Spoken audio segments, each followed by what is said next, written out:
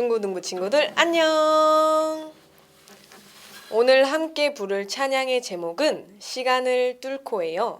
이 찬양을 처음 듣는 친구들도 있지만 한 번씩 들어본 친구들도 있을 거예요.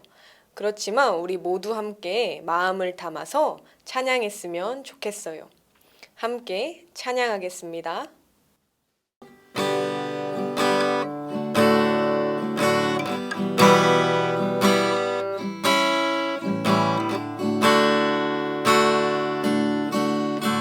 당신은 시간을 뚫고 이 땅 가운데 오셨네.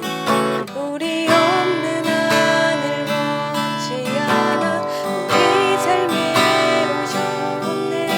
자신의 평안 버리고 우리에게 평안 주셨네. 가장 낮은 자의 모습으로 우리 삶에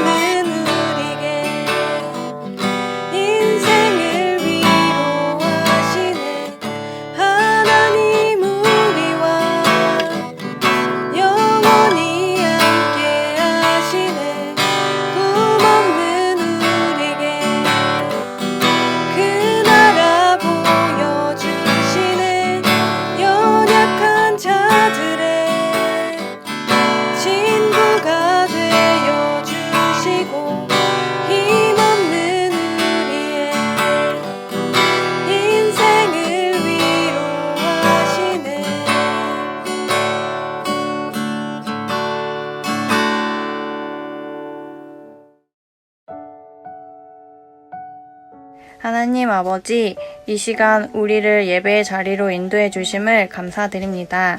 사순절 기간을 통해 예수님이 우리 죄를 대속하시기 위한 고난과 사랑을 기억하게 하시고 우리가 한 주간 동안 지은 죄를 이 시간 용서해 주세요. 코로나19로 인해 영상 예배로 드려지는 이 예배가 신령과 진정으로 드려지는 예배가 되게 도와주세요. 오늘 귀한 하나님 말씀을 전해주시는 전도사님께 영육간의 강건함으로 함께 해주시고 오늘 예배를 통해 선포되는 말씀을 통해 저희 믿음이 더욱 굳건한 믿음이 되게 도와주세요.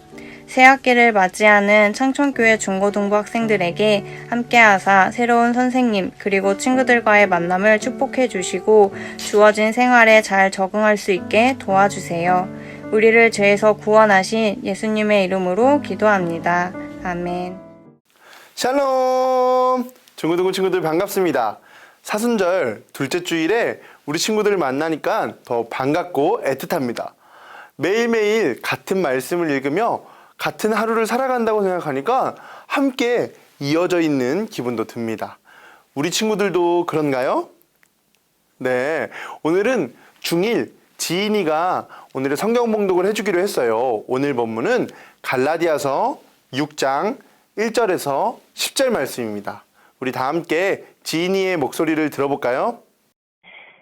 형제들아, 사람이 만일 무슨 범죄한 일이 드러나거든 신령한 너희는 온유한 심령으로 그러한 자를 바로잡고 너 자신을 살펴보아 너도 시험을 받을까 두려워하라. 너희가 짐을 서로 지라. 그리하여 그리스도의 법을 성취하라. 만일 누가 아무것도 되지 못하고 된 줄로 생각하면 스스로 속임이라. 각각 자기의 일을 살피라. 그리하면 자랑할 것이 자기에게는 있어도 남에게는 있지 아니하리니. 각각 자기의 칭을 질 것이다. 가르침을 받는 자는 말씀을 가르치는 자와 모든 좋은 것을 함께하라. 스스로 속이지 말라. 하나님은 업신여김을 받지 아니하시니 사람이 무엇으로 심든지 그대로 거두리라. 자기 육체를 위하여 심는 자는 육체로부터 썩어갈 것을 거두고 성령을 위하여 심는 자는 성령으로부터 영생을 거두리라. 우리가 선을 행하되 낙심하지 말지니 포기하지 아니하면 때가 이름에 거두리라.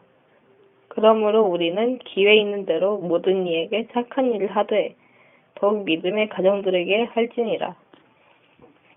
아멘. 우리는 지금 사순절기를 지나고 있습니다.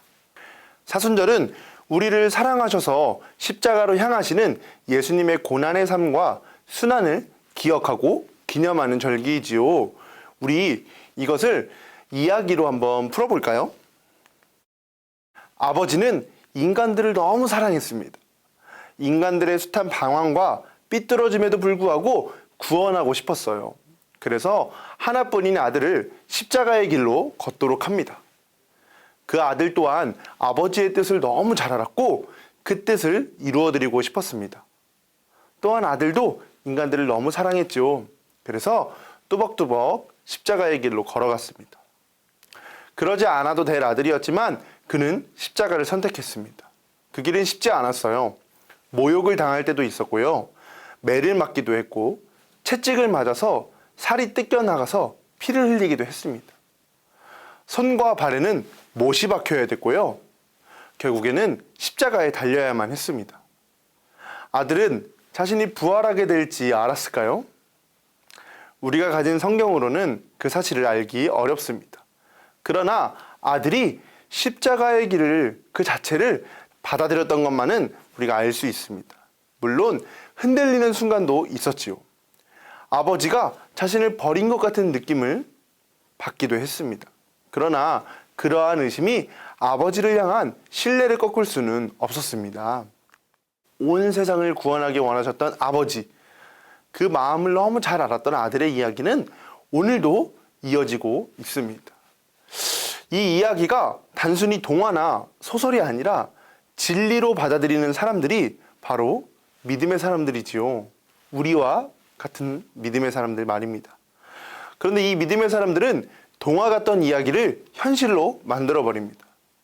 이렇게 현실로 만들어버리는 힘은 바로 믿음입니다. 그것은 바로 그리스도인의 삶이지요. 우리는 예수님께서 나를 위하여 이 땅에 오셨고 나를 위해 십자가에 돌아가셨음을 믿음으로 구원에 이릅니다. 사도 바울은 이를 이신칭의라고 말했어요. 그러니까 믿음으로써 의롭다 칭함을 받는다.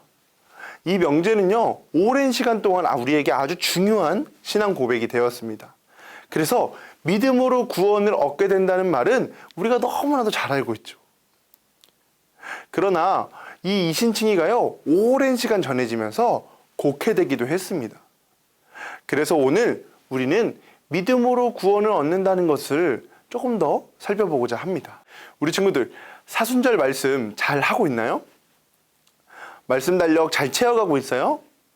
필사를 열심히 하고 있는 친구들도 있겠죠. 우리 사순절 말씀 달력에 목요일 말씀이 바로 오늘 설교의 본문이었습니다. 갈라디아서 6장 1절부터 10절. 이 갈라디아서라는 책은요, 이신칭의가 처음 등장하는 책입니다. 그러니까 믿음으로써 구원을 얻는다, 믿음으로써 의롭다함을 받는다 라고 하는 이 이신칭의가요, 가장 먼저 등장하는 책입니다.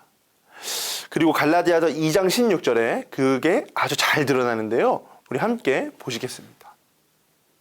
사람이 의롭게 되는 것은 율법의 행위로 말미암음이 아니요 오직 예수 그리스도를 믿음으로 말미암는 줄 알므로 우리도 그리스도 예수를 믿나니 이는 우리가 율법의 행위로서가 아니고 그리스도를 믿음으로써 의롭다함을 얻으려 함이라.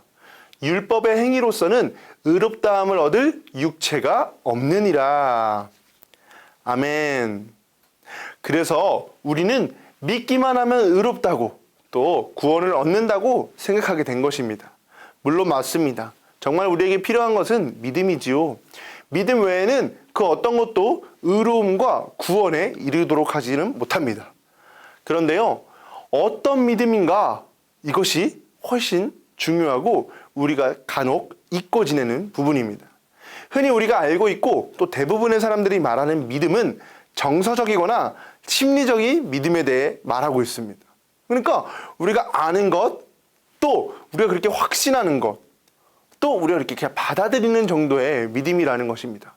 그러나 갈라디아서가 말하고 있는 믿음은요, 정서적이고 이런 심리적인 믿음을 넘어서 바로 우리의 삶에서 구체화되는 믿음에 대해 말하고 있습니다. 그러니까 예수님의 삶이 우리의 삶 속에서 구체화되는 것이야말로 우리가 예수 그리스도를 믿는다라고 말하는 그 믿음인 것이죠.